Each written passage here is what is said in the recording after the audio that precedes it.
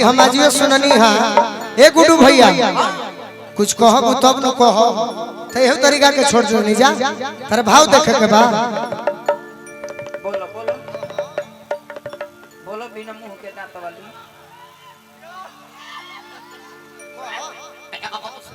लमलोल नहीं चाहिए एकदम सीधा। अब तारा लेखा गोल थोड़े होई अब लमलो हम तो भाव देखाओ तनी लमलोल होई कि सीधा होई कि लइका होई तो हनी के न जानबू सो हां तोरा भी वो सिस्टम बा। अरे कि कौन गलती कोई नहीं पहिला भेट में कौन गलती कोई नहीं पहिला भेट में राजा जी दर्द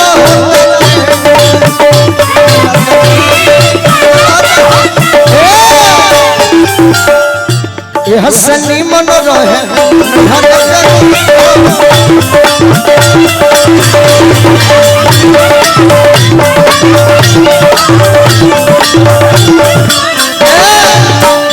ध्यान दो तार पोस्टर पर बैनर छपाई बा खाली मोबाइल देखत रहू अरे पोस्टर पर नाम छपाई आले मोबाइल पर टाइम छपाई बा पागल कहीं कही है तो तू लोग में कमी बा स्टूडियो में प्रियंका केहू गाली तू ही ना हम ही ना है तीन गो लड़की आई बड़ी सो आज उन्हें जब भीड़ जुटल बा 2000 खर्चा हुई कंप्यूटर के बल पर आवाज खराब होला नु तो निमन हो जाले बाकी मंच अखाड़ा हो ये हमें पास करो तो तू खाली मोबाइल देखो दरू तारा के 1.5 घंटा छोड़ो मंच पर 1.5 घंटा छोड़ो आ तू तनी श्रोता के रोक के देखई हो वही दिन तोरा के मानो आ तोरा के दिल से जानो प्यार बरसाई बहुत सपोर्ट 1.5 घंटा छोड़ तो ए हसैनी मनवा हर के की हो सचता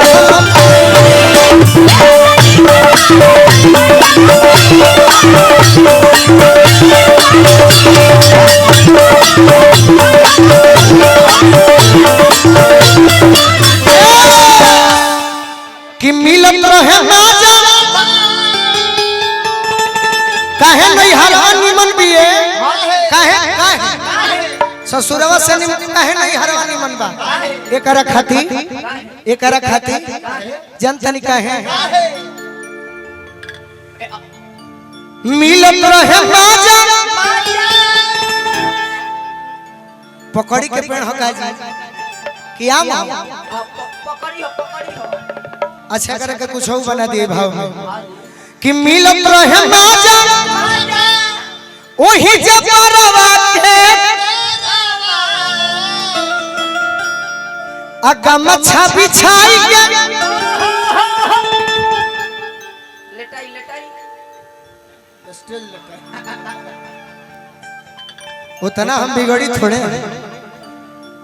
कि मिलत रहे माजा वही जबरवा के तारवा नैहर ससुर में अंतर बतावती है कहतिया कि गमछा बिछाई के सुतावत रहे यारवा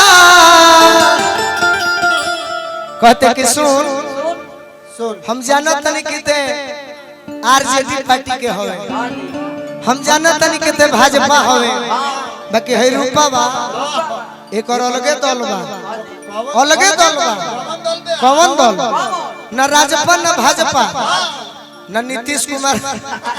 जदयू वाला एक और दल कौन है खेलवाड़ी दल के अरे रोहनी हम सचिव हो असके तहर जीव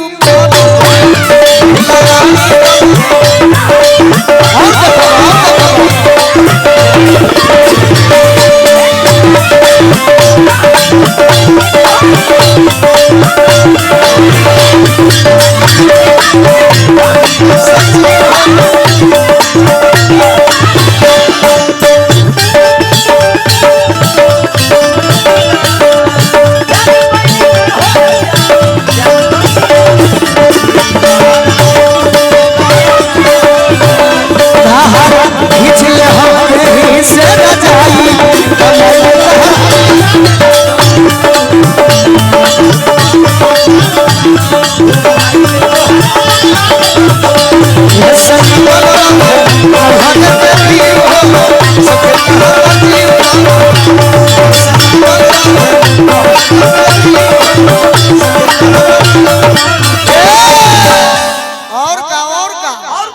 बनो मत न तो बिगाड़े लगो खाली धक्का मारे के फेर में रहत रे भौजी। और सुन कोही सुन के मम्मी से तीनों जानी से कहतनी रूपा जी मधु जी इनकर नाम प्रीति जी तीनों जानी से कहतनी कि एगो काम करो लो कि कोही सुन के मम्मी से ए रूपा है ना देखो कोही सुन के मम्मी से तीनों जनी अपना मम्मी से कहलो बोला लोग ये सखिया आ उड़ी जाती हम हो जरा हृदय बले बलमुआ से मिले के रही पाख रही तो उड़ जाती कहे कि यही गोलुए खाती यही गोलू खाती तनी लाइन में चलो का कि यही गोलू खाती अरे पूजल रही शिव हो गुड्डू भैया यही गोलू खाती अरे पूजल रही शिव हो।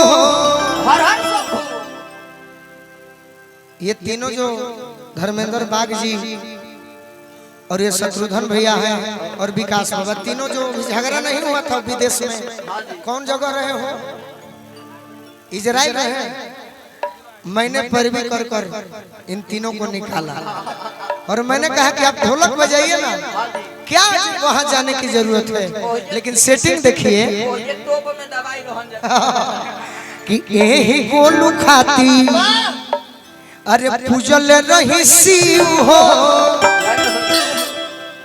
सेटिंग देखो कहता हो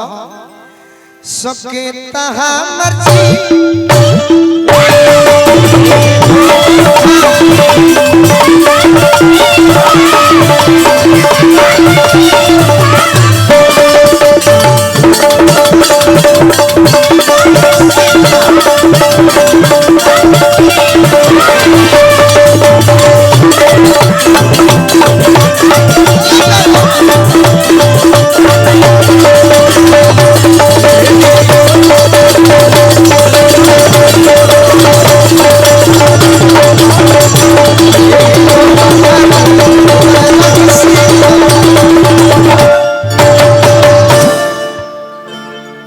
तनी आनंद आई तो ताली बजा के तनी जनाई सब के रो सब बानी।